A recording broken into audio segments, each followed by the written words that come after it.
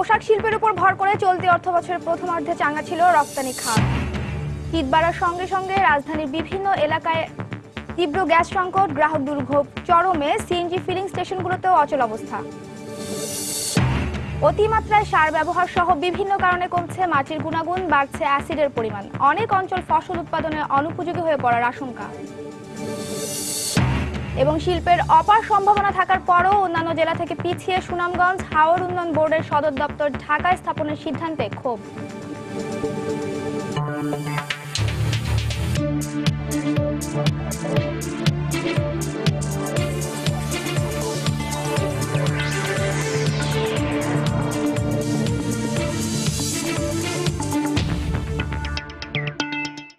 দেখছিলেন শিরোনাম। আমন্ত্রণ জানাচ্ছি দেশ ও দেশের বাইরের অর্থ বাণিজ্যের নানা খবর নিয়ে আমাদের নিয়মিত আয়োজন এ সময় বাণিজ্যে।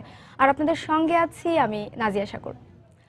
দর্শক, বাণিজ্য সময়ের মূল খবরে যাওয়ার আগে আপনাদের জানাতে চাই, আগামী 17 এপ্রিল 5 বছর পূর্ণ করতে যাচ্ছে সময় সংবাদ।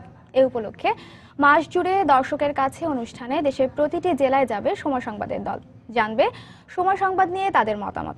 দর্শকের কাছে যাত্রায় আজ থাকছে ভোলা জেলা।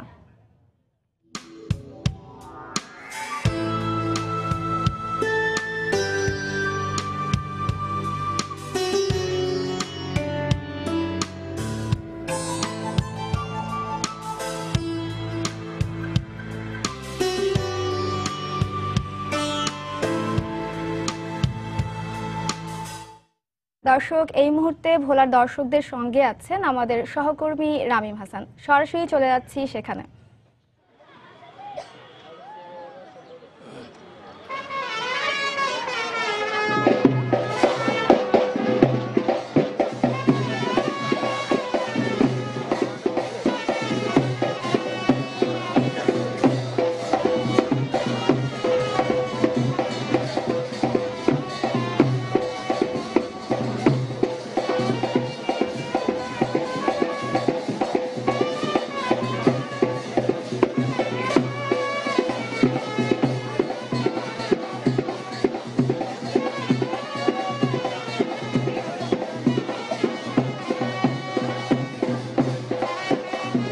দর্শকের কাছে অনুষ্ঠান নিয়ে আমরা এখন ভোলায়, এবং গত কয়েকদিনে আমরা বরিশালের বেশ কয়েকটি জেলা কিন্তু ইতোমধ্যে ঘুরে ফেলেছি। দর্শকদের কাছে গিয়েছি, দর্শকদের মতামত নিয়েছি, এবং সময় সংবাদের 5 বছর পূর্তিতে আমরা চাচ্ছি এবং আমরা আমাদের প্রত্যাশা থাকবে দর্শকের কাছ থেকে আমরা যেসব সাজেশনগুলো পাবো এবং তাদের মতামতের ভিত্তিতে আমরা চেষ্টা করব আরও ভালোভাবে আমাদের অনুষ্ঠান এবং সংবাদগুলোকে পরিবেশন করার এবং দর্শকের কাছাকাছি যাওয়ার, সে বিষয়গুলো নিয়েই মূলত আমরা কাজ করছি। এবং এই কারণে বিভিন্ন জেলাগুলোতে আমরা কিন্তু ঘুরে বেড়াচ্ছি এবং এরই ধারাবাহিকতায় আমরা এখন ভোলাতে আছি। ভোলার যারা দর্শকরা রয়েছেন সেখানে বিভিন্ন শ্রেণী পেশার মানুষ রয়েছে, আপনারা দেখতে পাচ্ছেন।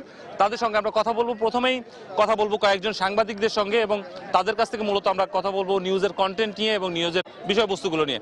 আর প্রথমেই আপনার কাছে একটা বিষয় জানতে চাই, সেটি হচ্ছে আমরা গত 5 বছর ধরে নানা ধরনের সংবাদ প্রচার করে আসছি। তো এই 5 বছরে আপনাদের প্রত্যাশা কতটুকু পূরণ হয়েছে? ভোলার সংবাদগুলো কি পরিমাণে এই সময় সংবাদে এসেছে? পাশাপাশি আর কোনো পরামর্শ আছে কিনা? প্রথমত সময় সংবাদ যেটা নিউজ চ্যানেল, এবং নিউজ চ্যানেল হিসেবে আমরা দেখি যে এখানে গ্রামের সংবাদ যথেষ্ট গুরুত্ব দিচ্ছে।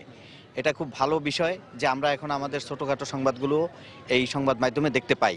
তবে আরও ভালো হবে আমাদের আস্থা ফিরিয়ে আনার জন্য, দেহর যতই সুন্দর হোক সেটার প্রাণ যদি আমরা সৃষ্টি করতে পারি, অর্থাৎ যে কোনো সংবাদের যথার্থতা এবং সংবাদের তথ্য ইত্যাদির যদি বস্তুনিষ্ঠতা শিওর হয়, তখন সেই বিষয়টার প্রতি জনগণের সবার আরো আগ্রহ বাড়ে এবং এটাই আমরা সময়ের কাছে। আপনাকে অসংখ্য ধন্যবাদ। উনি বলছিলেন বস্তুনিষ্ঠতার কথা। আমরা আসলে কতখানি বস্তুনিষ্ঠ সংবাদ দিতে পেরেছি এবং আমাদের নিউজের যে বিষয়বস্তু, সেই বিষয়বস্তু সম্পর্কে আপনার কোনো সমালোচনা আছে কি? বস্তুনিষ্ঠ সংবাদ পরিবেশন একটু কঠিন ব্যাপার এখন। তো আপনাদের সময় উনি যেটা বললেন যে পর্যাপ্ত গ্রামীণ সংবাদ আপনাদের টিভিতে প্রচারিত হয়, তাতে কোনো সন্দেহ নেই। কিন্তু অন্যান্য যে সমস্ত রাষ্ট্রীয় সংবাদ বা অন্যান্য আন্তর্জাতিক যে সমস্ত সংবাদ, সেগুলো সময় উপযোগী নয়। সেগুলো একটু আরও প্রত্যাশা সময় টেলিভিশনের কাছে আমাদের আরও প্রত্যাশা এগুলো সময় উপযোগী হবে এবং সত্যনিষ্ঠ হবে। বাস্তবে যা হচ্ছে টেলিভিশনের চ্যানেলে সেটা দেখা যায় না, এটাই দুঃখ, এবং এইটা যাতে না হয় সেইটি আমরা কামনা করি সময়ের কাছে। আমরা অবশ্যই বিষয়টি খেয়াল রাখবো। এবং উনি বলছিলেন যে গ্রামগঞ্জের খবর প্রচুর পরিমাণ আমাদের প্রচার করা হয়, সেখানে ভোলারও অনেক সংবাদ এসেছে। তো আমি জানতে চাবো যে আমরা যে এই সংবাদগুলো প্রচার করছি সেটার পরবর্তীতে ইম্প্যাক্টটা পাচ্ছেন কিনা। গত 5 বছরে সময় টিভি যে অগ্রগতি সেটা খুবই আশাব্যঞ্জক, এবং আমরা আশা করি এই ধারাটা অব্যাহত থাকবে।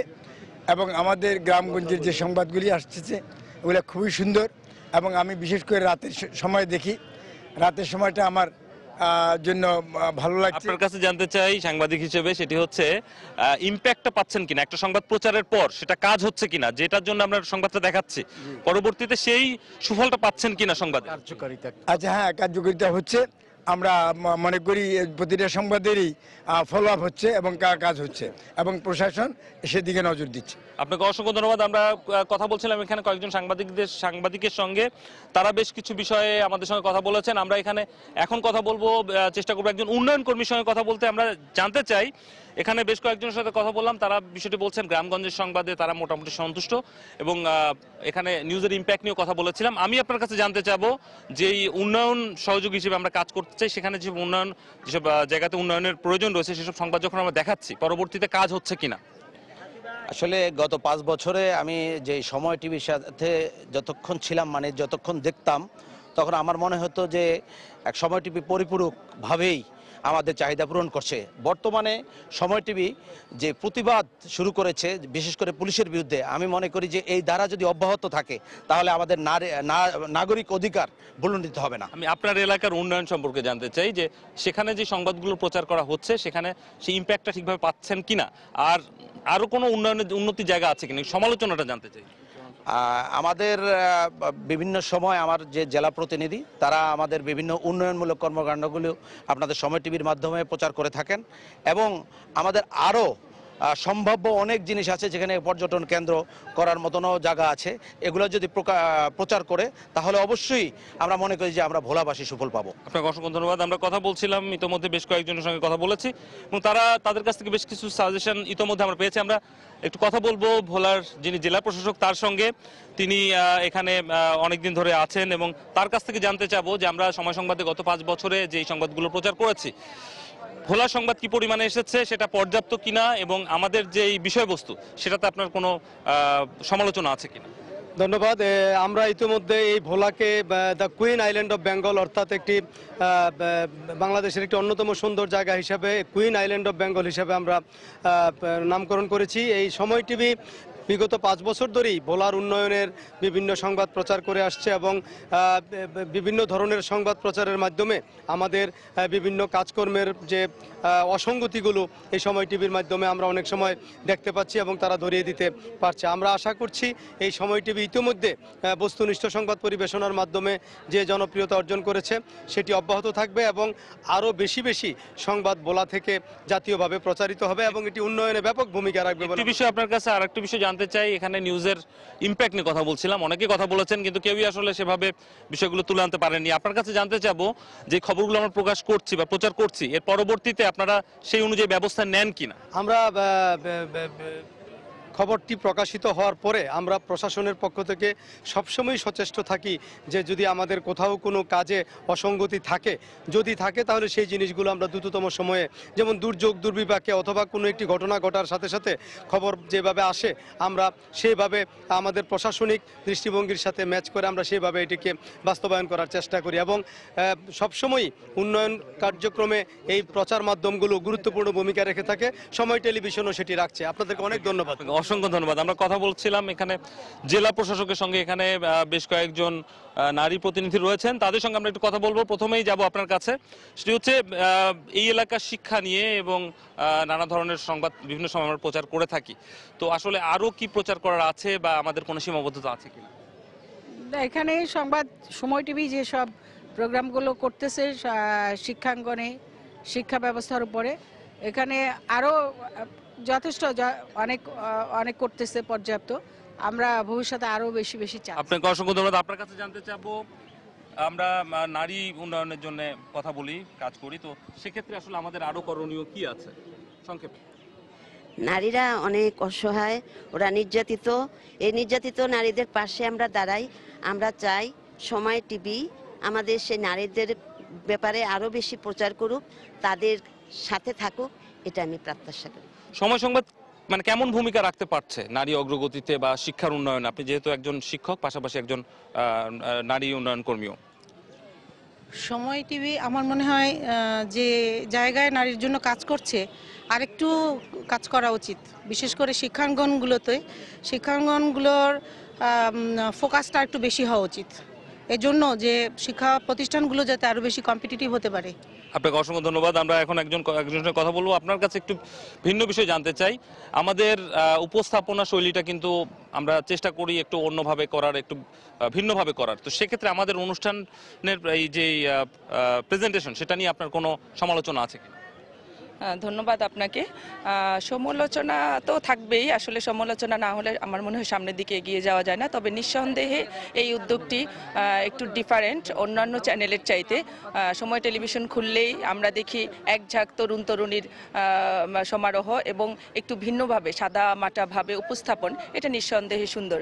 তবে আমি আরেকটু যোগ করতে চাই, আসলে সব চ্যানেলগুলো নিউজ ভিত্তিক হয়ে যাচ্ছে, এর পাশাপাশি আমার মনে হয় একটু বিনোদনের ব্যবস্থা আরও থাকলে। আপনাকে অসংখ্য ধন্যবাদ। আমরা কথা বলবো আমাদের ভোলা প্রতিনিধি যিনি রয়েছেন তার সঙ্গে কথা বলবো, এবং আপনার কাছে জানতে চাই, আপনারা সংবাদ যখন সংগ্রহ করেন বা আমাদের কাছে প্রচারের জন্য পাঠান, তখন আসলে কি ধরনের সীমাবদ্ধতা সম্মুখীন হন এবং আরো কোনো পরামর্শ আছে কিনা আমাদের কর্তব্যের জন্য? ধন্যবাদ রামিম। আপনি জানেন যে বাংলাদেশের একমাত্র দ্বীপ জেলা ভোলা, আর এই ভোলায় আমি কাজ করি। এখানে প্রাকৃতিক দুর্যোগ থেকে সকল প্রতিবন্ধকতা রয়েছে। এই সমস্ত প্রতিবন্ধকতার মধ্যে যখন কাজ করি, যে ধরনের আমাদের সহযোগিতা যন্ত্রপাতি দরকার সেগুলো কিন্তু আমাদের নেই। তারপরেও আমি গত 5 বছর ধরে চেষ্টা করে যাচ্ছি সবার আগে সবগুলো খবর, ভোলা এই দ্বীপ জেলা ভোলার সবগুলো খবর যেন সবার আগে আমার টিভিতে প্রচার হয়। এজন্য আমি নিরলস কাজ করে যাচ্ছি। এবং আমাদের কন্টেন্ট নিয়ে অনেকেই অনেক সময় কথা বলেন যে আমাদের সংবাদগুলো আরো ইনডেপথ হওয়া প্রয়োজন। তো সেই জায়গা থেকে আসলে আপনি মানে বিশেষ প্রতিবেদনের কথা যদি বলি, নানা রকম সমস্যা আছে, সেগুলো কতখানি আসলে ইনডেপথ করতে পারছেন? আসলে আমাদের তো কাজ করার অফিস থেকে যেভাবে আমাদেরকে দিক নির্দেশনা দেওয়া হয় আমরা সেভাবেই কাজ করি। আমিও সাধারণ মানুষের মতো মনে করি যে এই ভোলায় আমাদের বড় ইনডেপথ রিপোর্ট করার মতো অনেক বিষয় রয়েছে। যদি আমাদের অফিস থেকে সেভাবে নির্দেশনা দেওয়া হয় এবং আমাদেরকে যদি সেরকম দায়িত্ব দেওয়া হয়, আমরা সেগুলো কাজ করতে পারবো। 24 ঘন্টা সংবাদ ভিত্তিক চ্যানেল যেহেতু আমাদের, এবং আমাদের প্রতিদিন ডে ইভেন্টগুলো আমরা সবার আগে সবার কাছে পৌঁছে দিতে চাই, সেক্ষেত্রে আপনারা এই বিশেষ প্রতিবেদনগুলো করার ক্ষেত্রে মানে সময়টা কেমন পাচ্ছেন, বা সেটা পর্যাপ্ত কিনা, বা আরো সময়ের প্রয়োজন কিনা, বা কোনো সাজেশন থাকলে সেটা আমাদের। না, আসলে ভালো একটা রিপোর্ট করার জন্য অনেক সময়ের দরকার হয়। আমার ধারণা যে সময় টিভি আমাদেরকে ভালো রিপোর্ট করার জন্য সময় দিচ্ছে। যেগুলো কারেন্ট ইভেন্ট নয়, তাছাড়া যেগুলো আছে সেগুলোর জন্য আমরা সময় পাই। তবে আমার মনে হয় যে কর্তা ব্যক্তিদের কাছে আমার এই অনুরোধ থাকবে, আমাদের এখানে আরও এই কাজগুলো করার জন্য অনেক ধরনের আর্থিক সহায়তা দরকার হয়। আমার একটা চরে যেতে ধরেন 5,000 টাকা, একটা দুর্যোগ মুহূর্তে একটা রিপোর্ট করতে যেতে, একটা চরে যেতে ট্রলার ভাড়াই লাগে 5,000 টাকা। এক জায়গা থেকে আরেকটা চরে যেতে পর্যাপ্ত কিন্তু যান থাকে না। এই ধরনের প্রতিবন্ধকতাগুলোই আমি ভোলায় লজিস্টিক সাপোর্টগুলো আরো বেশি দরকার। আপনাকে অসংখ্য ধন্যবাদ। দর্শক, আমরা কথা বলছিলাম এখানে ভোলার বিভিন্ন শ্রেণী পেশার মানুষের সঙ্গে, এবং তাদের কাছ থেকে বিভিন্ন ধরনের তথ্য পেলাম, তাদের কাছ থেকে বিভিন্ন পরামর্শ পেয়েছি। আমরা চেষ্টা করব সেই পরামর্শগুলো নিয়ে কাজ করার। পাশাপাশি আমাদের প্রতিনিধি যিনি রয়েছেন, ভোলা প্রতিনিধি, তার সঙ্গে কথা বলেছি। তিনিও বেশ কিছু সমস্যার কথা বলেছেন, লজিস্টিক সাপোর্টের কথা বলেছেন। তারা চেষ্টা করেন এখানকার সংবাদগুলো সবচেয়ে আগে আপনাদের কাছে পৌঁছে দেওয়ার। সেই চেষ্টার পাশাপাশি আমরা চাই আরো ভালোভাবে যাতে বিষয়গুলো প্রচার করা যায়। এ কারণে আপনাদের কাছে আসছি, আপনাদের মতামত নিচ্ছি। এরই ধারাবাহিকতায় আজকে বিকেল বেলা আবার আসছি। দেখা হবে লক্ষ্মীপুরে দর্শকদের কাছে চলে আসবো। তখন পর্যন্ত বিদায় নিচ্ছি।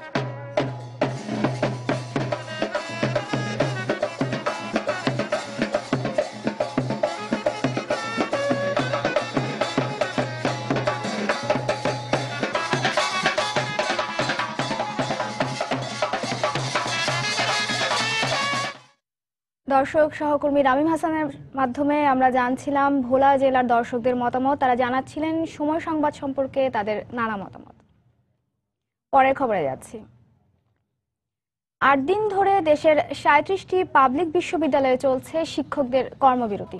অষ্টম জাতীয় বেতন কাঠামোতে অসঙ্গতি দূর করার দাবিতে শিক্ষকরা এই কর্মবিরতি পালন করছেন। সকাল থেকে বিভিন্ন বিশ্ববিদ্যালয় ক্যাম্পাসের চিত্র ছিল অনেকটাই শিক্ষার্থী শূন্য।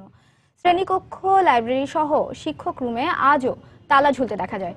অন্যান্য দিনের মতো বন্ধ রয়েছে পরীক্ষা। এতে করে সেশন জটের আশঙ্কা করছেন শিক্ষার্থীরা। সবচেয়ে বেশি বিপাকে পড়েছেন প্রথম বর্ষের শিক্ষার্থীরা। বিশ্ববিদ্যালয় জীবনের প্রথম দিনটি থেকেই তারা এই আন্দোলনের মধ্যে পড়েছেন। শিক্ষকরা জানিয়েছেন, দাবি মেনে নেওয়া হলে তারা অতিরিক্ত ক্লাস নিয়ে ক্ষতি পুষিয়ে নেওয়ার চেষ্টা করবেন। এদিকে বিকেলে গণভবনে প্রধানমন্ত্রী পেশাজীবীদের যে আমন্ত্রণ জানিয়েছেন তা তাৎপর্যপূর্ণ বলে মনে করেন বাংলাদেশ বিশ্ববিদ্যালয় শিক্ষক সমিতি ফেডারেশনের মহাসচিব অধ্যাপক মাকসুদ কামাল। এ সময় তিনি আশাবাদ ব্যক্ত করেন, সুযোগ পেলে তাদের দাবির বিষয়টি প্রধানমন্ত্রীর কাছে তুলে ধরবেন। অষ্টম জাতীয় বেতন কাঠামোতে যে বৈষম্য হয়েছে সেই বৈষম্য নিরসন করা হলো আমাদের মূল কাজ, এবং সেভাবে আমরা প্রস্তাবটি শিক্ষা মন্ত্রণালয়ে দিয়েছি। আমরা যতদূর জানি এই বিষয়গুলো নিয়ে যেহেতু গত কয়েকদিন যাবত আমরা আনুষ্ঠানিক এবং অনানুষ্ঠানিকভাবে আমরা আলোচনা করে আসছি, সেই হিসাবে এই বিষয়গুলো মাননীয় প্রধানমন্ত্রীর অফিস ওয়াকে বহাল। সেই সুবাদে মাননীয় প্রধানমন্ত্রী যে দাওয়াত আমরা পেয়েছি, এই দাওয়াতটি আমাদের কাছে তাৎপর্যপূর্ণ বলেই মনে হয়। আমরা সেখানে যাব। চলতি অর্থ বছরের প্রথমার্ধে রপ্তানি হয়েছে প্রায় 1609 কোটি মার্কিন ডলার। এ সময় রপ্তানি খাত ছিল অনেকটাই পোশাক শিল্প নির্ভর। তবে আন্তর্জাতিক বাজারে জ্বালানি তেল সহ অন্যান্য প্রয়োজনীয় কাঁচামালের দাম কমে যাওয়ায় অর্থ বছরের প্রথম ধাপে বেড়েছে আমদানির পরিমাণ। বিশ্লেষকরা বলছেন, কাঁচামালের কম দামের সুবিধা নিয়ে রপ্তানি বাড়ানোর এই সুযোগ কাজে লাগাতে ব্যর্থ হলে কাঙ্ক্ষিত প্রবৃদ্ধি অর্জন কঠিন হবে। বিস্তারিত মোস্তফা মাহবুবের রিপোর্টে। গেল অর্থবছরের রপ্তানি মন্দা মাথায় রেখে 2015-16 অর্থবছরে 3,350 কোটি মার্কিন ডলার রপ্তানির লক্ষ্য নির্ধারণ করে সরকার। অর্থবছরের প্রথম দিকে পোশাক খাতের রপ্তানি নেতিবাচক হওয়ায় শঙ্কা সৃষ্টি হয় লক্ষ্যমাত্রা অর্জন নিয়ে। তবে নভেম্বর-ডিসেম্বরে ঘুরে দাঁড়ায় রপ্তানি পরিস্থিতি। কিন্তু এ সময় পোশাক খাত ছাড়া অন্য খাতে রপ্তানি প্রবৃদ্ধি খুব একটা বাড়েনি। বিশ্লেষকরা বলছেন, রপ্তানি প্রবৃদ্ধি দ্রুত গতিতে না বাড়লে আগামী 5 বছরে 50 বিলিয়ন ডলারের মতো বড় রপ্তানি লক্ষ্য অর্জন কঠিন হবে। বৈশ্বিক চাহিদা এই মুহূর্তে কিছুটা শ্লথ হওয়ার কারণে আমাদের রপ্তানি পণ্যের চাহিদা কিন্তু শ্লথ। তার একটা লিঙ্কেজ ইফেক্ট পড়ছে, যেমন বিনিয়োগে, উৎপাদনে, এমনকি সাপোর্ট সার্ভিস যে সমস্ত ইন্ডাস্ট্রিগুলো দেয় তাদের উপরে। ফলে সেখানে আপনি এক ধরনের মন্দা দেখবেন। আমার মনে হয় যে সরকারের দিক থেকে কিছু টার্গেট সেট করা দরকার, দীর্ঘমেয়াদী লক্ষ্যমাত্রা সেট করে কিছু কিছু পণ্য যেগুলো আমরা দেখছি যে ভালো করছে, সেই সমস্ত পণ্যের পিছনে বিভিন্ন ধরনের উদ্যোগ নেওয়া। পাশাপাশি আন্তর্জাতিক বাজারে পণ্যের দাম কমে যাওয়ায় বর্তমানে দেশের আমদানি পরিস্থিতিও বেশ ভালো বলে মনে করেন এই অর্থনীতি বিশ্লেষক। তবে সস্তায় কাঁচামাল আমদানির পরও কেবল জ্বালানি সংকট এবং অভ্যন্তরীণ কারণেই রপ্তানিতে তার প্রভাব পড়ছে না বলেও মনে করেন তিনি। আমাদের ব্যাকবোন ইন্ডাস্ট্রিটা টেক্সটাইল, ডাইং, ফিনিশিং পুরোপুরি আমাদের কিন্তু গ্যাসের উপরে কিংবা সস্তায় জ্বালানি সরবরাহের উপর নির্ভরশীল। বিশ্ব বাজারে সবকিছু দাম কমে গেছে। আমরা যেগুলো আমদানি করি জ্বালানি তেল, সেগুলো তো মারাত্মকভাবে কমে গেছে। টিআর কয়েল, এইচআর কয়েল সর্বনিম্ন পর্যায়ে আছে, 2007 সালের অর্ধেকে নেমে এসেছে।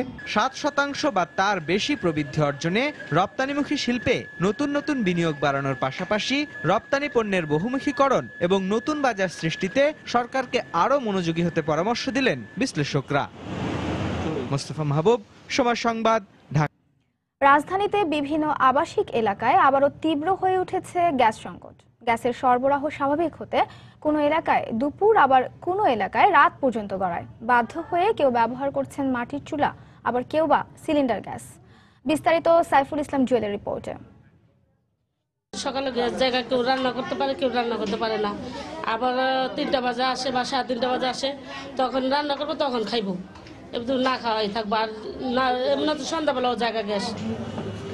রাজধানীর দয়াগঞ্জ এলাকা সকাল হতে না হতেই চুলা থেকে গ্যাস নামক মূল্যবান দাহ্য পদার্থটি উধাও। কখন আসবে গ্যাস জানা নেই এই গৃহিণীর, তাই অপেক্ষা না করেই মাটির চুলা নিয়ে রান্নাবান্নার প্রস্তুতি তার।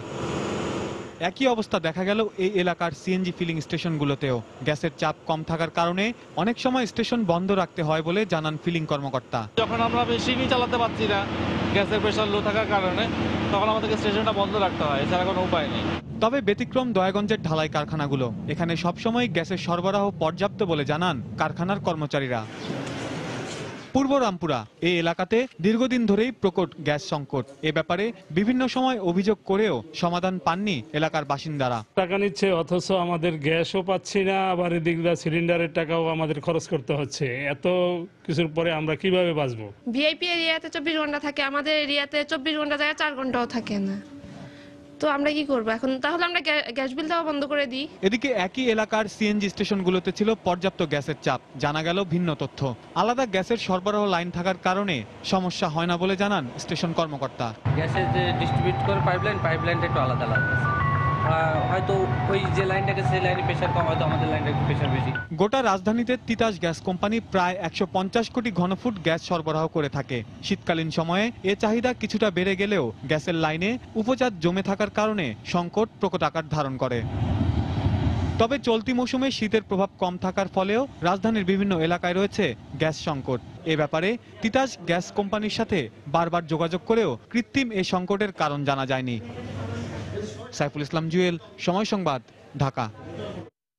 জমিতে অতিমাত্রায় সার ব্যবহার, সেচ কাজে ভূগর্ভের পানি ব্যবহার ও বাতাসে কার্বন নিঃসরণ বেড়ে যাওয়া সহ বিভিন্ন কারণে কমে যাচ্ছে মাটির জৈবিক গুণাগুণ। এ কারণে দেশের 38 লাখ হেক্টর আবাদি জমিতে বেড়ে যাচ্ছে অ্যাসিডের পরিমাণ। এভাবে চলতে থাকলে আগামীতে দেশের অনেক অঞ্চল শস্য উৎপাদনের অনুপযোগী হয়ে পড়বে বলে অভিমত বিশেষজ্ঞদের। সেলিয়া সুলতানের রিপোর্ট। একটি মাটি পরিপূর্ণভাবে গঠন হয় 45 ভাগ খনিজ পদার্থ, 5 ভাগ জৈব পদার্থ, 25 ভাগ বায়ু এবং 25 ভাগ পানির সংমিশ্রণে। মাটির এই ভৌত রাসায়নিক গুণাগুণের পরিমাপককে বলা হয় পিএইচ। মাটির পিএইচ এর মাত্রা 5.0 উপরে থাকা যে কোনো উদ্ভিদ এবং প্রাণীর বেড়ে ওঠার জন্য উপযোগী। তবে বর্তমানে দেশের আবাদযোগ্য 87,52,000 হেক্টর জমির মধ্যে 38 লাখ হেক্টর জমিতেই পিএইচ এর পরিমাণ কমে গিয়ে অতিমাত্রায় অ্যাসিড পাওয়া যায়। এছাড়া আবাদি জমির 70% মাটিতে জৈব উপাদানের ঘাটতি রয়েছে, আর এই প্রভাব সবচেয়ে বেশি পরিলক্ষিত হয় কৃষি জমিতে। মাটি তলে বালুতে পানি টাইনে ডিসপ্লিন হয়ে যায়, মাটির উপরের মাটি রসকস থাকে না। মাটিতে দস্তার অভাবজনিত কারণে এইরকম যে গাছের পাতা শুকিয়ে গেছে ছোটবেলা থেকে, আর বড় হইতেছে না। একটি মাটি পরিপূর্ণভাবে গঠন হতে প্রয়োজন হয় প্রায় কয়েকশো বছর, কিন্তু মাটিতে অতিরিক্ত পরিমাণ রাসায়নিক ব্যবহারের ফলে মাটি হারাচ্ছে তার নিজস্ব বৈশিষ্ট্য বা গুণাগুণ। একই সঙ্গে মাটির উপর নির্ভরশীল যেসব উদ্ভিদ এবং প্রাণী রয়েছে, সেসব উদ্ভিদ এবং প্রাণীর যে জীবন চক্র, সেখানেও প্রভাব পড়ছে বলে মনে করেন বিশ্লেষকরা। ক্যাডমিয়াম, নিকেল বা অন্যান্য আরো কিছু ধাতু আছে যেগুলো নিলে পরে গাছের ভিতরের যে স্বাভাবিক শারীরবৃত্তীয় যে কার্যক্রম আছে সেটা ব্যাহত হয়, ফলে গাছ যে ফলন দিবে সেই ফলনের ক্ষমতা তার হারিয়ে যায়। মাটি ব্যবহারে বারবার প্রকৃতি পরিবর্তন, সেচ ব্যবহার এবং বায়ু দূষণের ফলে মাটি তার উর্বরতা হারাচ্ছে, যা ভবিষ্যতে কৃষি ফলনকেও হুমকির মুখে ফেলতে পারে বলে মনে করেন এই বিজ্ঞানী। এই লালটা হলো স্ট্রংলি অ্যাসিড সয়েল।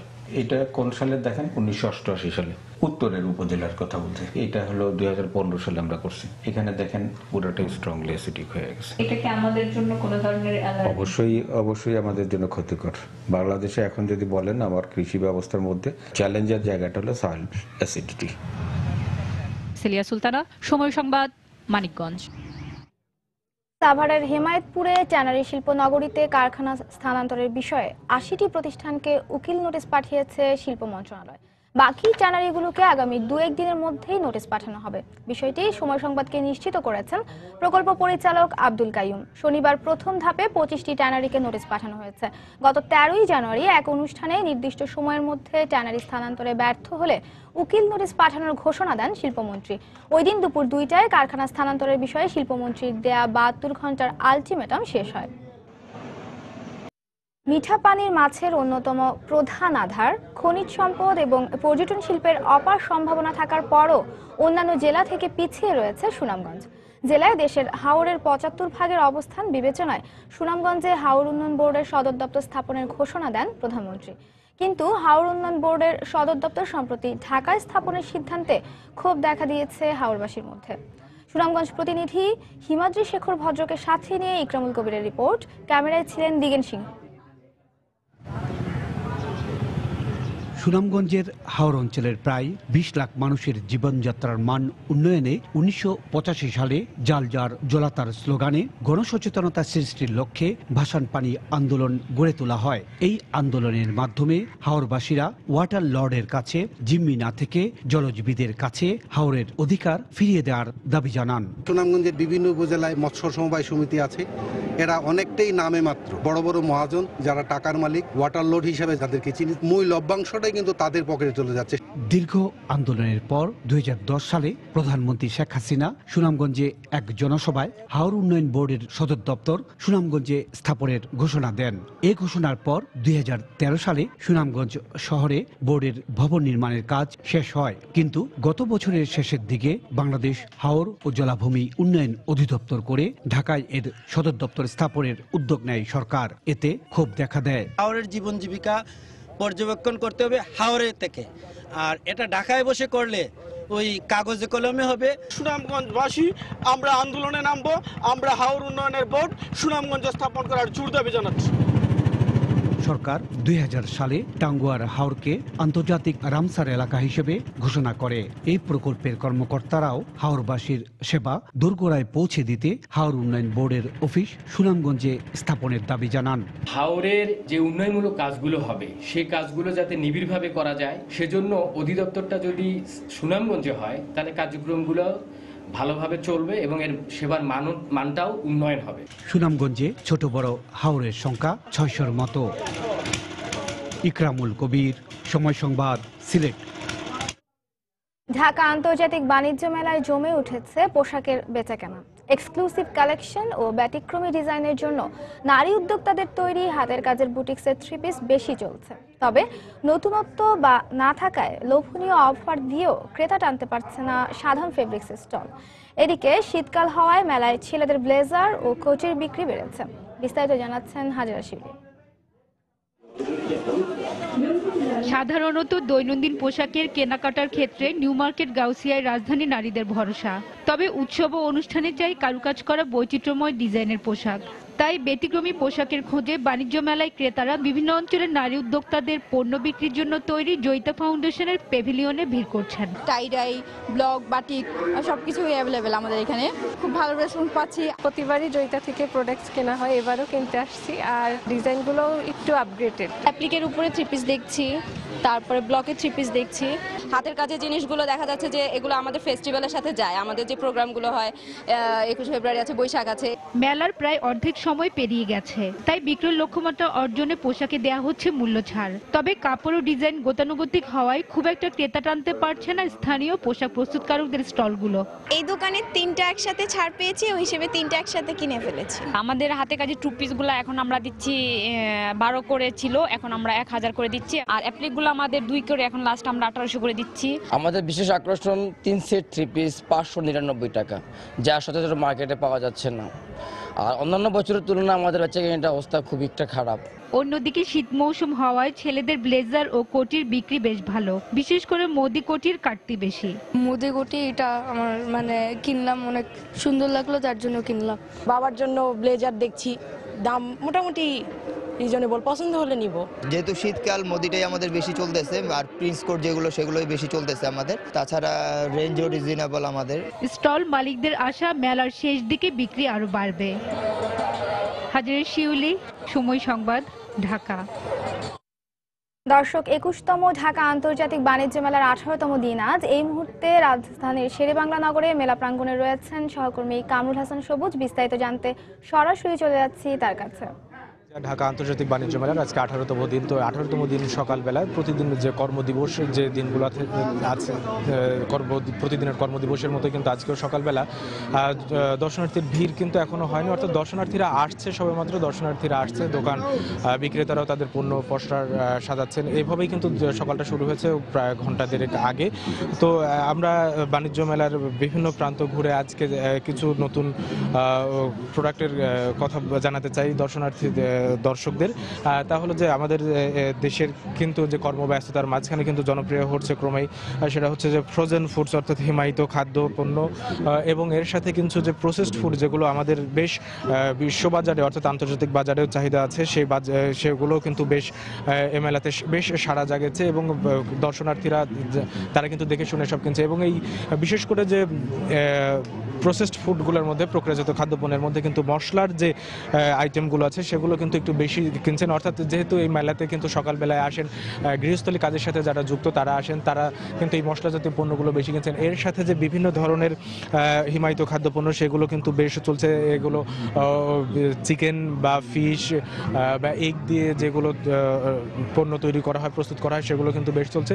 আর আপনি এখন দেখতে পাচ্ছেন যে কিছু গৃহস্থলী আইটেমস এবং যে অর্নামেন্টের দোকানে অর্থাৎ যে সকালবেলা যে দোকানগুলোতে ভিড় থাকে সেই দোকানগুলো কিন্তু মোটামুটিভাবে বিক্রি এভাবেই কিন্তু শুরু হয় প্রতিদিন, তো এভাবেই কিন্তু চলছে। এবং মেলা প্রায় শেষের দিকে অর্থাৎ আজকে 18তম দিন আর কয়েকদিন আছে, তো এই সময়টাতে কিন্তু বিক্রি একটু বেশি হয়, কারণ হচ্ছে প্রথম দিকে যারা মেলাতে এসেছিলেন তারা হয়তো দেখে গেছেন যে কি কিনবেন না কিনবেন সেগুলোর ডিসিশন নেবেন এবং শেষ দিকে কিন্তু এসে তারা সেই পণ্যগুলো কিনে থাকেন। এবং এই সময়টাতে কিন্তু বিশেষ অফারগুলো একটু বেশি দিয়ে থাকে, বিভিন্ন পণ্যের সাথে বিভিন্ন পণ্য ফ্রি, এর সাথে কিন্তু দাম দর যে মূল্য ছাড়ের বিষয় আছে সেগুলো কিন্তু তারা এই সময়টাতে একটু বেশি দিয়ে থাকে। তো এইভাবে কিন্তু মেলার শেষ দিকে কিন্তু বিক্রেতারাও আশা করে থাকেন যে বিক্রি একটু বেশি হবে, তো এভাবেই কিন্তু মেলা শুরু চলছে। এবং এবার কিন্তু বিক্রেতারা একটু আশা করছেন যে তাদের যে বিক্রি আছে সেই বিক্রিটা কিন্তু গতবারের চেয়ে একটু বেশি হবে, অর্থাৎ এবার যেহেতু পরিস্থিতি স্বাভাবিক সেই জায়গা থেকে কিন্তু তাদের একটু প্রত্যাশাও একটু বেশি সেইভাবে। এবং এই জায়গাটাতে কিন্তু আরেকটি ব্যাপার দর্শনার্থী কেউ বলেছেন, সেটা হচ্ছে যে দর্শনার্থীরা যেটা বলেছেন সেটা যে তারা যে মূল্য ছাড় দিচ্ছেন এই ক্ষেত্রে কিন্তু যারা দেখে পণ্য কিনতে পারবেন অর্থাৎ যাচাই বাছাই করে কিনতে পারবেন তারা কিন্তু বেশি লাভবান হবেন। তো নাজিয়া, ঢাকা আন্তর্জাতিক বাণিজ্য মেলার সকালের এই ছিল সর্বশেষ খবর। দর্শক, সহকর্মী কামরুল হাসান সবুজ জানাচ্ছিলেন বাণিজ্য মেলার সবশেষ খবর। দারিদ্র্যের হার কমিয়ে দেশের খাদ্য নিরাপত্তা নিশ্চিতের পরামর্শ দিয়েছেন বিশিষ্টজনরা। রোববার রাজধানীর জাতীয় প্রেস ক্লাবে খাদ্য অধিকার বাংলাদেশ আয়োজিত এক মতবিনিময় সভায় এই পরামর্শ দেন তারা। সভায় অর্থনীতিবিদ MM আকাশ বলেন, প্রান্তিক পর্যায়ে এমন অনেকেই সরকারি সহায়তা পান যেটার যোগ্য নন তারা, তাই খাদ্য নিরাপত্তা কর্মসূচিগুলো আরও স্বচ্ছ ও দুর্নীতিমুক্ত করারও পরামর্শ দেন তারা। অনুষ্ঠানে প্রধান অতিথির বক্তব্যে PKSF এর চেয়ারম্যান কাজী খলিকুজ্জামান বলেন, বর্তমানে দেশের সবচেয়ে বড় সমস্যা সম্পদ বৈষম্য। সভায় খাদ্য নিরাপত্তা নিশ্চিতে করণীয় বিষয়ে বিভিন্ন বেসরকারি উন্নয়ন সংস্থার প্রতিনিধিরা মতামত দেন। আর নেপাল দিত 4-10 জন্ম হয়ে গেল তখন দেশে প্রথমবারের মতো অনুষ্ঠিত হলো গেট ইন দ্য রিং এর গ্র্যান্ড ফিনালে। 2015-র গেট ইন দ্য রিং এ বিজয়ী হয় food for people. Daffodil International University আন্তর্জাতিক এই প্রতিযোগিতার আয়োজন করে। রোববার রাজধানীর হোটেল রেডিসনে বাংলাদেশ অংশের ফাইনাল রাউন্ডে অনুষ্ঠিত হয়। এতে সভাপতিত্ব করেন ড্যাফোডিল গ্রুপের চেয়ারম্যান সবুর খান। অনুষ্ঠানে প্রধান অতিথির বক্তব্যে বাংলাদেশ ব্যাংকের গভর্নর ডক্টর আতিউর রহমান বলেন, আর্থিক খাতে বিশ্বে নির্দেশকের ভূমিকা পালন করছে বাংলাদেশ, তেমনি আগামী দিনে এই দেশের খাদ্যপণ্য বিশ্ববাজারে বিশেষভাবে স্বীকৃত হবে।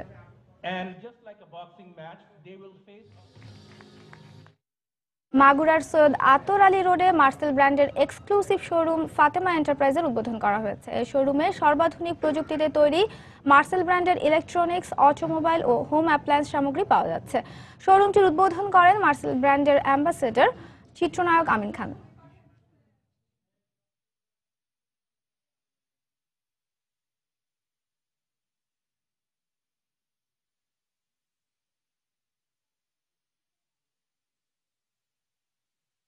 এবারে দেশের বাইরের অর্থ বাণিজ্যের খবর।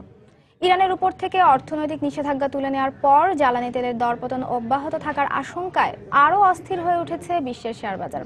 তেলের দাম $30 নিচে নেমে আসায় যুক্তরাষ্ট্র ও ইউরোপের বৃহত্তম জ্বালানি কোম্পানি এবং আর্থিক প্রতিষ্ঠানগুলোর সূচকে দরপতন অব্যাহত রয়েছে। এদিকে নিষেধাজ্ঞা তুলে নেওয়ার পরপরই গালফভুক্ত দেশগুলোর শেয়ার বাজারেও সূচকের দরপতন দেখা যায়। 2014 সালের মাঝামাঝি থেকে জ্বালানি তেলের দরপতন শুরু, যার নেতিবাচক প্রভাব পড়ে পুরো বিশ্বের শেয়ার বাজারে। চলতি বছরের শুরু থেকেই চীনা অর্থনীতির ধীরগতি এবং জ্বালানির দরপতনে অস্থির শেয়ার বাজার। চলতি সপ্তাহে জ্বালানির দাম $30 নিচে নামার খবরে ফের অস্থিরতা তৈরি হয় ওয়াল স্ট্রিটের শেয়ার বাজারে। ডও জোন্স, S&P, নাসডাক, FTSE সহ বিভিন্ন সূচক কমে যায় সর্বনিম্ন 2 থেকে সর্বোচ্চ 350 পয়েন্ট পর্যন্ত।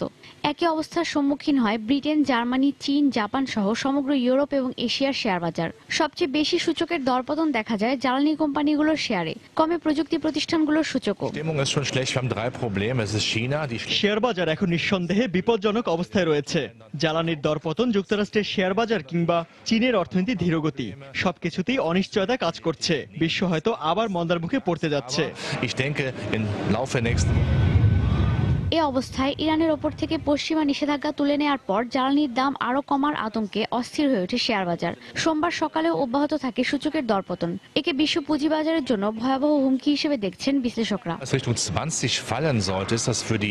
2016 সালের পুরোটাই আমাদের জন্য চ্যালেঞ্জ। বেশিরভাগ দেশের অর্থনৈতিক অবস্থা এই নির্দেশনায় দিচ্ছে যে আমরা শিগগিরই মন্দার মুখে পড়ব। কিন্তু জ্বালানির দরপতন যদি আমরা এখনই রুখতে পারি, সেক্ষেত্রে মন্দার মুখে পড়ার সম্ভাবনা অনেকটাই কমে যাবে। বিশ্ব শেয়ার বাজারের স্থিতিশীলতা ফেরাতে জ্বালানি তেলের সরবরাহ কমানো এবং দাম নিয়ন্ত্রণে আনার বিকল্প নেই বলেই মনে করছেন তারা। ঈশিতা ব্রহ্ম, সময় সংবাদ। এদিকে ইরানের 11টি প্রতিষ্ঠানের উপর আরোপ করা নতুন নিষেধাজ্ঞা কঠোরভাবে বাস্তবায়ন করা হবে বলে জানিয়েছেন মার্কিন প্রেসিডেন্ট বারাক ওবামা। অর্থনৈতিক এবং বাণিজ্যিক নিষেধাজ্ঞা প্রত্যাহারের একদিনের মাথায় ব্যালিস্টিক ক্ষেপণাস্ত্র তৈরিতে সহযোগিতার অভিযোগে নতুন করে তেহরানের 11টি প্রতিষ্ঠানের উপর অবরোধ আরোপ করে যুক্তরাষ্ট্র। এর কিছুক্ষণ পরেই টেলিভিশনে এই বিষয়ে ভাষণ দেন মার্কিন প্রেসিডেন্ট বারাক ওবামা। তিনি ইরানের সাথে পরমাণু চুক্তি এবং এর বাস্তবায়নকে যুক্তরাষ্ট্রের কূটনৈতিক সাফল্য বলে মন্তব্য করেন। ইরানের পরমাণু বোমা তৈরির সব পথ বন্ধ হয়ে যাওয়ায় বিশ্বের শান্তি এবং শৃঙ্খলা কায়েম থাকবে বলেও আশাবাদ ব্যক্ত করেন তিনি।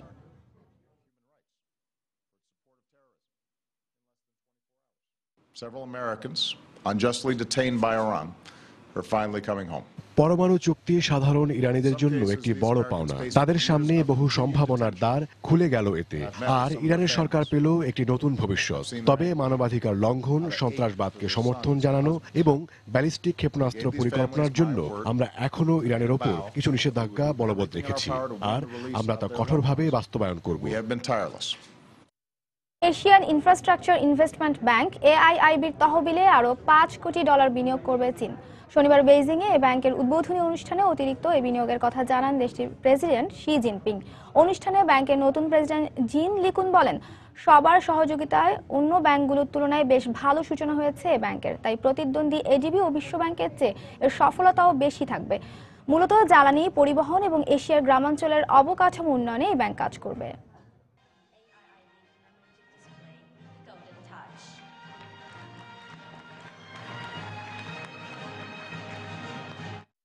আগামী 2 মাসের জন্য অর্থনৈতিক জরুরি অবস্থা জারি করেছে ভেনেজুয়েলা সরকার। মূলত জ্বালানির অব্যাহত দরপতনের কারণে অর্থনীতি ক্ষতিগ্রস্ত হওয়ায় এই সিদ্ধান্ত নিয়েছে দেশটির সরকার। ভেনেজুয়েলার অর্থনীতির 96%ই জ্বালানি তেল ও গ্যাস রপ্তানির উপর নির্ভরশীল, কিন্তু গত 18 মাসে এ খাতে তাদের আয় কমেছে প্রায় 60%, যার প্রভাবে গত বছর দেশটির আর্থিক প্রবৃদ্ধির হার কমেছে 7.1%। গত 12 বছরের মধ্যে সর্বনিম্ন মুদ্রার মান বাড়িয়ে তুলেছে মূল্যস্ফীতিও। এদিকে জরুরি অবস্থা জারির কারণে বর্তমান সরকারের দুর্বল নীতিকেই দায়ী করছে ভেনেজুয়েলার প্রধান বিরোধী দল। ঋণের অর্থ পরিশোধে চলতি বছরের প্রথম প্রান্তিকে 400 কোটি ইউরো প্রয়োজন হবে গ্রিসের। তবে ইউরোপের কেন্দ্রীয় ব্যাংক ECBর বিশেষ তহবিলের আওতায় পরের ধাপে $550 কোটি সহায়তা পাবে দেশটি। সম্প্রতি ইউরো গ্রুপের এক বৈঠক শেষে এমন কথা জানান ইউরোজোনের বেইল আউট তহবিলের প্রধান ক্লস রেগলিং। ধারণা করা হচ্ছে ফেব্রুয়ারির মধ্যেই গ্রিস দাতাগোষ্ঠীর শর্ত অনুযায়ী তাদের আর্থিক পুনর্গঠনের কাজ শেষ করতে পারবে, আর এর পরপরই পরবর্তী ধাপের ঋণ সহায়তা পাবে দেশটি।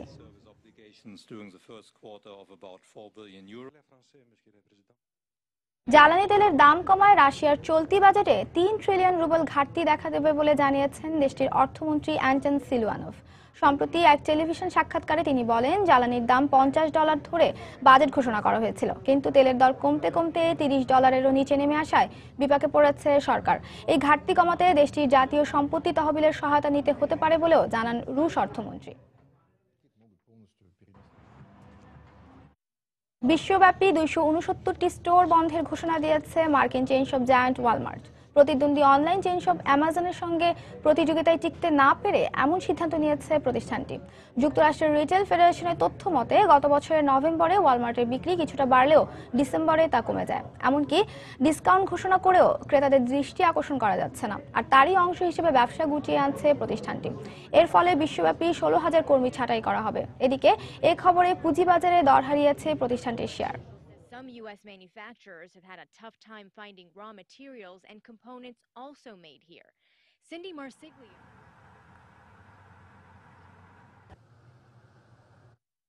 দর্শক, এবারে জানিয়ে দেব ঢাকা স্টক এক্সচেঞ্জের লেনদেন পরিস্থিতি। চলে যাচ্ছি ডিএসসির ওয়েবসাইটে।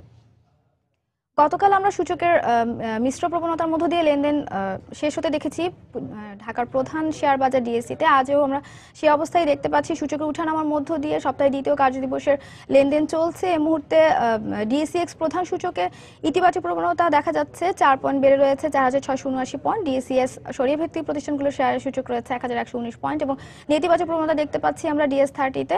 বাছাই সূচক ডিএস30-র এই মুহূর্তে সর্বশেষ পয়েন্ট আমরা দেখতে পাচ্ছি 1,753 পয়েন্ট। এখন পর্যন্ত ডিএসসিতে লেনদেন হয়েছে 191 কোটি টাকার শেয়ার এবং লেনদেনে অংশ নেওয়া প্রতিষ্ঠানগুলোর মধ্যে দাম বেড়েছে 161টির, কমেছে 79টির এবং অপরিবর্তিত রয়েছে 37টি প্রতিষ্ঠানের শেয়ারের দর। দর্শক, আমরা যদি একটু দেখে নিচ্ছি যে টপ 20 শেয়ার তালিকার শীর্ষে থাকা প্রতিষ্ঠানগুলোর অবস্থান একটু দেখে নিই।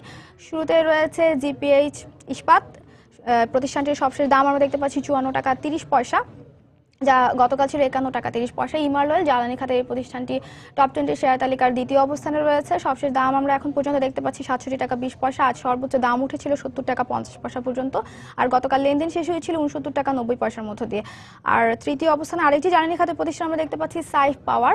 এই প্রতিষ্ঠানটির সবশেষ দাম আমরা দেখতে পাচ্ছি 69 টাকা 10 পয়সা। গতকাল লেনদেন শেষ হয়েছিল 67 টাকা 90 পয়সার মধ্য দিয়ে, আর আজ সর্বোচ্চ দাম উঠেছিল 69 টাকা 90 পয়সা। অল টেক্সটাইল রয়েছে চতুর্থ অবস্থানে, যার সবশেষ দাম আমরা দেখতে পাচ্ছি 26 টাকা 90 পয়সা। টপ 20 শেয়ার তালিকার পঞ্চম অবস্থানে থাকা প্রতিষ্ঠান আইটিসির সবশেষ দাম 73 টাকা 90 পয়সা, যা গতকাল ছিল 70 টাকা 90 পয়সা। আজ সর্বোচ্চ দাম উঠেছিল 75 টাকা 90 পয়সা এবং সর্বনিম্ন 72 টাকা 50 পয়সা। সিটি ব্যাংক ব্যাংকিং খাতে এই প্রতিষ্ঠানটি টপ 20 শেয়ার তালিকার ষষ্ঠ অবস্থানে রয়েছে। সবশেষ দাম 22 টাকা 90 পয়সা, যা গতকাল শেষ হয়েছিল 23 টাকায়। United power generation and distribution top 20 share তালিকার সপ্তম প্রতিষ্ঠান, যার সবশেষ দাম আমরা দেখতে পাচ্ছি 157 টাকা। আর সর্বোচ্চ দাম উঠেছিল 159 টাকা 90 পয়সার মতো এবং গতকাল প্রতিষ্ঠানটির লেনদেন শেষ হয়েছিল 158 টাকা 60 পয়সা।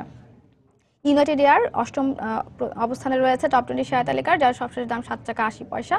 কালু স্পিনিং টপ 20 শেয়ার তালিকার নবম অবস্থানে রয়েছে, যার সবশেষ দাম আমরা দেখতে পাচ্ছি 23 টাকা 50 পয়সা, যা গতকাল ছিল 23 টাকা 10 পয়সা। এবং টপ 20 শেয়ার তালিকার দশম প্রতিষ্ঠান সিএমসি কামাল, আমরা দেখতে পাচ্ছি এই প্রতিষ্ঠানটির সবশেষ দাম 15 টাকা 30 পয়সা এবং গতকাল দাম শেষ হয়েছিল 14 টাকা। দর্শক, এই ছিল আমার কাছে থাকা ডিএসসির সবশেষ খবর। আবারও জানিয়ে দিচ্ছি এই সময় বাণিজ্যের শিরোনামগুলো। পোশাক শিল্পের উপর ভর করে চলতি অর্থ বছরের প্রথমার্ধে চাঙা ছিল রপ্তানি খাত। সস্তা কাঁচামালের সুযোগ কাজে লাগিয়ে রপ্তানি বাড়ানোর তাগিদ বিশ্লেষকদের। শীত বাড়ার সঙ্গে সঙ্গে রাজধানীর বিভিন্ন আবাসিক এলাকায় তীব্র গ্যাস সংকট, গ্রাহক দুর্ভোগ চরমে, সিএনজি ফিলিং স্টেশনগুলোতেও অচল অবস্থা। অতিমাত্রায় সার ব্যবহার সহ বিভিন্ন কারণে কমছে মাটির গুণাগুণ, বাড়ছে অ্যাসিডের পরিমাণ, অনেক অঞ্চল ফসল উৎপাদনে অনুপযোগী হয়ে পড়ার আশঙ্কা। এবং শিল্পের অপার সম্ভাবনা থাকার পরও অন্যান্য জেলা থেকে পিছিয়ে সুনামগঞ্জ, হাওর উন্নয়ন বোর্ডের সদর দপ্তর ঢাকায় স্থাপনের সিদ্ধান্তে ক্ষোভ। এই ছিল এই সময় বাণিজ্যে। যে কোনো খবর পেতে ভিজিট করুন সময়নিউজ.tv। সঙ্গে থাকুন সময়ের।